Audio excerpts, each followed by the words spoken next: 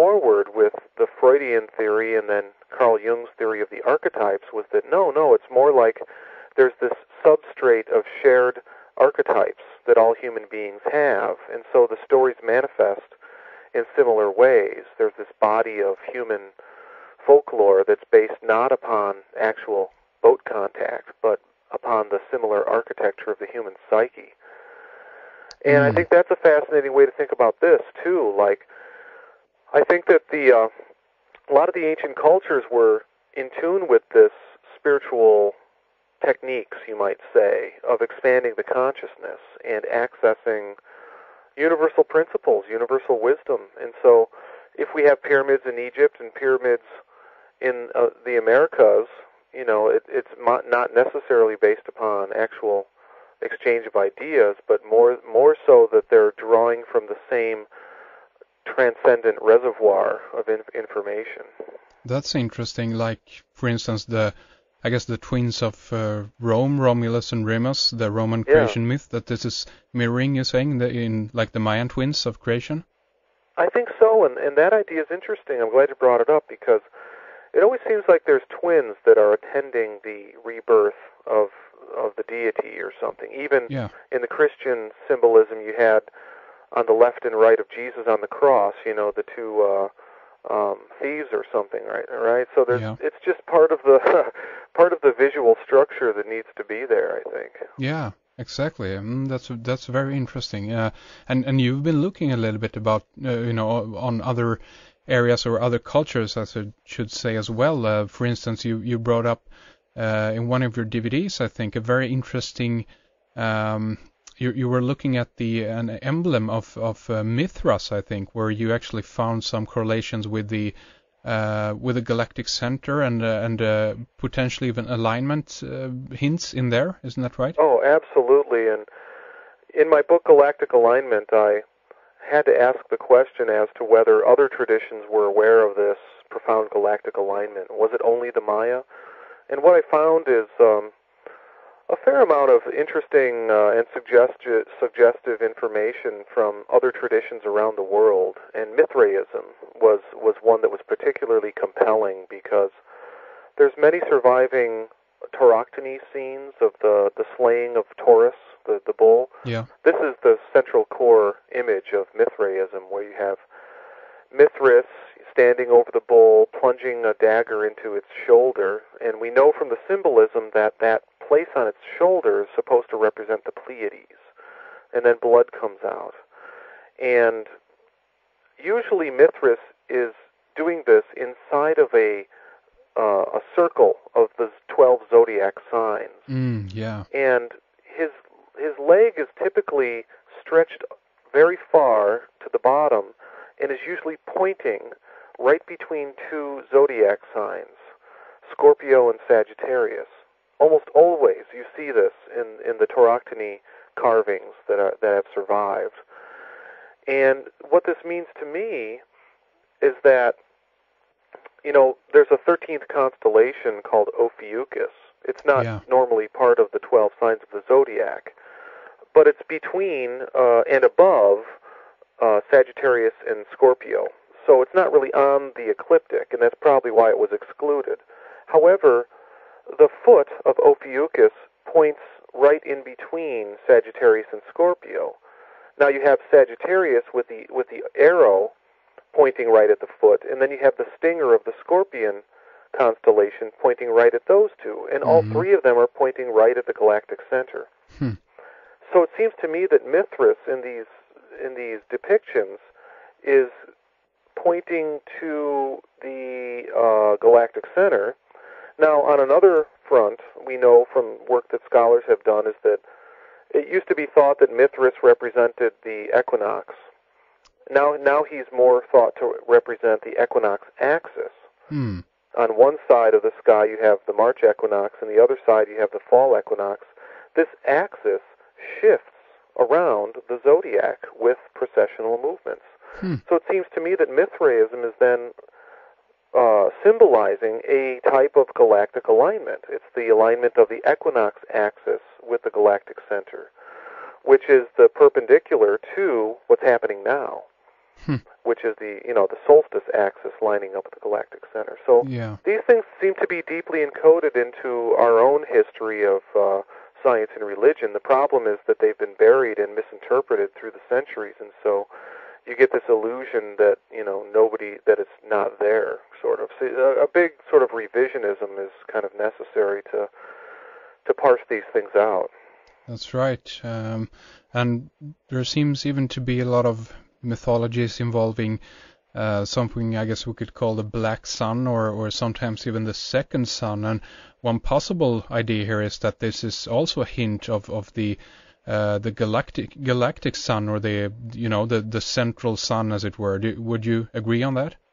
I think so. Yeah. There's a chapter in my book Galactic Alignment where it's also part of the Greco-Hellenistic astrology, where it's referred to as the hypercosmic sun. Mm-hmm, that there's like a sun behind the sun. Yeah. There's like another sun that's higher. It's like a sun, but it's on sort of a larger framework of the cosmos. And I believe that would be referential to the galactic center.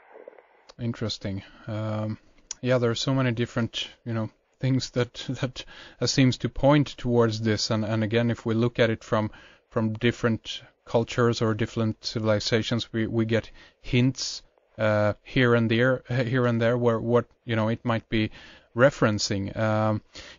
One thing I would love to dive into and talk a little bit more about is your latest book called Pyramid of Fire, and I know that this is about a unknown Aztec manuscript, basically, and I don't know the background story on this or how it was found or whatever, but maybe you could enlighten us about that and talk a little bit about your latest book. Sure. Yeah, that book came out 3 years ago, and there's been some other projects since then, but I'm happy to talk about the Pyramid of Fire. It's really a unique project that came out as a result of a guy named Marty Matz contacted me back in '94, and he'd lived in Mexico, and he said he had this transcript. It's a poetic transcript of a picture book that he saw in Mexico. And there's many pictographic books that have been found through the centuries. Some of them are pre-conquest, and some of them were painted after the conquest. There's codices, books like the Borbonicus and the Natal Codex and the Borgia Codex and so on. And they usually are encoding information about the calendar and the deities and the process of world ages and so on. And many different things can be encoded into these picture books. But Marty said that he had an English translation of the reading of the picture book that was made for him by a Mazatec Indian shaman who had the book. And, of course, I was skeptical at first, and I needed to look at... We don't have the original book. This is the thing. But what we have is a very nice poetic rendering of what the contents of the book conveyed. Mm-hmm. And what we find is that there are spiritual teachings in there.